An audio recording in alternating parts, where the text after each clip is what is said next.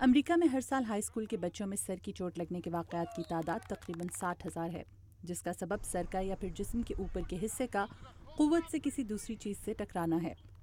گو کہ کھلاڑی بچوں میں دماغی چوٹ کا امکان فٹ بال کی مشق کے دوران زیادہ ہوتا ہے، لیکن یہ چوٹ کسی دوسرے کھیل جیسا کہ ساکر، لیکروس، بیس بال یا کشتی کے دوران بھی لگ سکتی ہے۔ 17 سالہ ڈین ہارلو امریکی ریاست ورجینیا کے ایک ہائی اسکول کے ایوارڈ یافتہ کھلاڑی ہیں۔ وہ 6 سال کی عمر سے کشتی لڑ رہے ہیں۔ اس سال فروری میں ڈین کے دماغ کو اس وقت شدید چوٹ لگی جب ایک میچ کے دوران ان کے ساتھی نے ان کے سر پر ٹکر ماری۔ مجھے ایک زوردار جھٹکا لگا۔ میں نے ریفری سے میچ روکنے کو کہا۔ اتنی دیر میں میری ٹرینر آئی اور اس نے میرا معائنہ کیا۔ ڈین کے والد ڈینس ہارلو، جو خود بھی کشتی کے سابقہ کھلاڑی ہیں، اس میچ کے دوران موجود تھے۔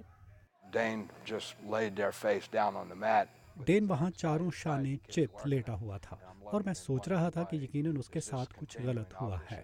پھر اس کی کوچ نے کہا کہ کچھ گڑبڑ ہے اور میچ روکنا چاہیے۔ ریفری نے سیٹی بجائی اور میچ روک دیا اور یہی میچ کا اختتام تھا۔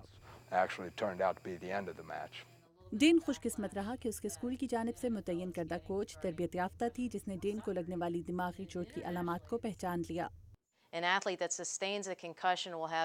جس کھلاڑی کو دماغی چوٹ لگتی ہے اس میں اپنا توازن برقرار نہ رکھ پانا، آنکھوں کے آگے اندھیرا چھا جانا، سر میں درد، قے آنا جیسی علامات دکھائی دیتی ہیں۔ اور ڈین کی علامات دیکھ کر انہیں یقین ہو گیا کہ ڈین کے دماغ کو شدید چوٹ لگی ہے۔ ہم کھلاڑیوں کا 20 منٹ کا ایک امتحان لے کر اپنے پاس رکھتے ہیں جس میں مختلف علامات کا جائزہ لیا جاتا ہے۔ لہٰذا جب انہیں چوٹ لگتی ہے تو ہم چوٹ کے بعد کی علامات کا جائزہ اس امتحان کی علامات سے لیتے ہیں، جس سے ہمیں اندازہ ہوتا ہے کہ کھلاڑی چوٹ لگنے کے بعد کھیلنے کے قابل ہے کہ نہیں۔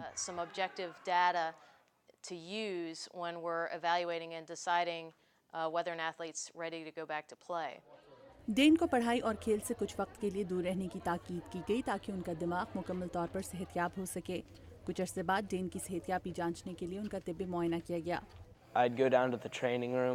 میں ہر روز اسکول کے بعد ٹریننگ کے لیے جاتا تھا۔ وہاں مجھے مختلف ورزشیں کرائی جاتی تھیں تاکہ یہ دیکھا جا سکے کہ ورزش کے بعد کہیں مجھے چکر تو نہیں آ رہے یا آنکھوں کے آگے اندھیرا تو نہیں چھا رہا۔ یہ سلسلہ 2.5 ہفتے تک چلا۔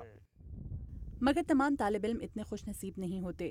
امریکہ کے ہائی اسکولوں میں محض 42% بچوں کو تربیت یافتہ ٹرینرز کی خدمات حاصل ہیں جو کھیل میں چوٹ لگنے کا درست طرح تعین کر سکتے ہیں۔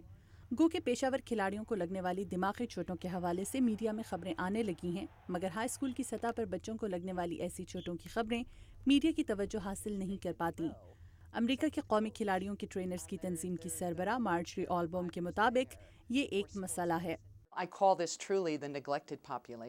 میرے نزدیک ہم ہائی اسکول کے کھلاڑی بچوں کو نظر انداز کر رہے ہیں۔